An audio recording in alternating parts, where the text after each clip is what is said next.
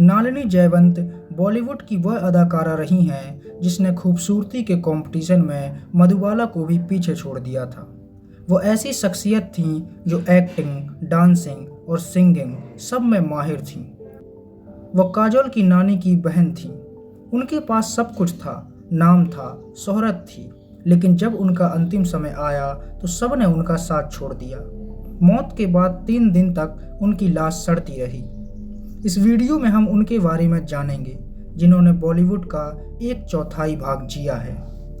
नालिनी जयवंत का जन्म 18 फरवरी 1926 को बम्बई के एक मराठी परिवार में हुआ था। उनके पिता कस्टम ऑफिसर थे, माँ गृहिणी थी। उनके 2 भाई थे। नालिनी को बचपन से ही डांस का शौक था। फिल्मों से भी नालिनी को बहुत प्यार था।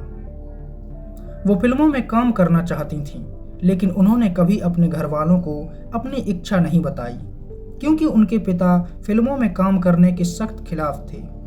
नालिनी की बहन फिल्मों में काम करती थी, जिसे उसके पिता पसंद नहीं करते थे, लेकिन किस्मत से उनके बर्थडे पर ही उन्हें फिल्मों में काम करने का मौका मिल गया।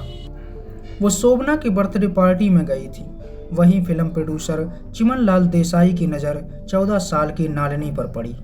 वे अपनी अगली फिल्म राधिका के लिए हीरोइन की तलाश में थे। उन्होंने सीधे नालिनी के पिता से बात की और उन्हें मना लिया। इस तरह नालिनी ने अपनी पहली फिल्म राधिका से अपने कैरियर की शुरुआत की। ये फिल्म 1941 में रिलीज हुई थी। इस फिल्म में एक्टिंग करने के साथ साथ नालिनी ने इस फिल्म के कई गाने भी गाए थे, जिनमें से 4 गाने सोलो थे। उनकी दूसरी फिल्म आई बहन, जिसमें एक बार फिर उन्होंने 4 गाने गाए थे। उन्होंने अपनी कई फिल्मों में एक्टिंग के साथ साथ गाने भी गाए। उनकी पहली फिल्म के डायरेक्टर चिमनलाल के बेटे वीरेंद्र देसाई थे। फिल्म की शूटिंग के दौरान ही दोनों में दोस्ती हो गई और फिर प्यार हो गया। वीरेंद्र पहले से शादीशुदा थे और एक बच्चे के पिता भी थे, लेकिन फिर भी उन दोनों ने 1945 में शादी कर ली।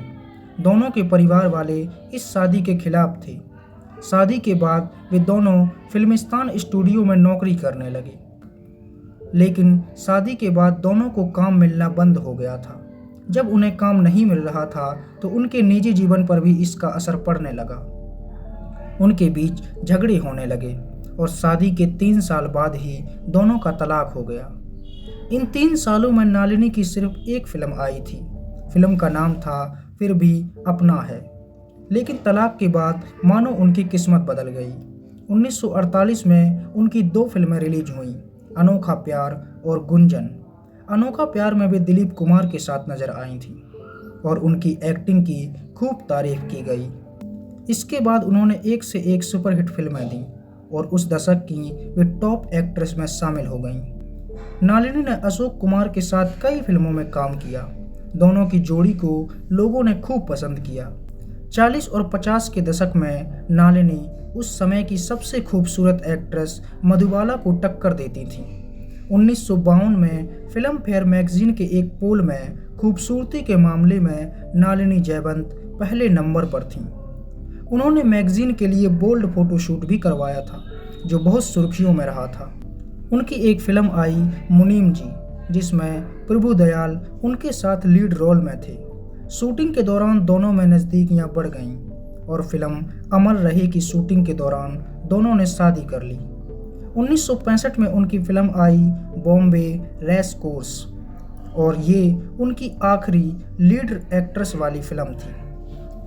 अब उन्हें लीड रोल मिलना बंद हो गए थे, इसलिए उन्होंने फिल्मों से दूरी बना ली। इसके बाद वे 18 साल बाद फिल्म नास्तिक में नजर आईं और उन्होंने अमिताभ बच्चन की मां का किरदार निभाया। और फिर वो कभी फिल्मों में नजर नहीं आई। 2001 में नालिनी के पति का निधन हो गया, जिससे वे पूरी तरह से टूट गई थीं। इसके बाद उन्होंने बाहर आना जाना बंद कर दिया। उन्होंने लोगों से बातचीत करना बंद कर दिया और सबसे दूरी बना ली। वे चैम्बूर के यूनियन पार्क में, जहां उनका घर था, अकेली रहती थीं। कोई भी उनके संपर्क में नहीं था। जब उनकी मौत हुई तो किसी को पता तक नहीं चला और उनकी लाश 3 दिन तक सड़ती रही। 22 दिसंबर 2010 को उनका निधन हो गया। और किसी को पता भी नहीं चला। 3 दिन बाद एक लड़का एम्बुलेंस से आया और उनकी लाश ले गया, लेकिन वह कौन था यह किसी को पता नहीं था। उनका पोस्टमार्टम नहीं हुआ, कोई शिकायत दर्ज नहीं हुई। उनकी मौत कैसे हुई इसका भी कभी किसी को पता नहीं चला। लोगों ने बताया कि मरने के कुछ दिन पहले तक वो बिल्कुल ठीक थी, लेकिन उनके पैर पर चोट थी।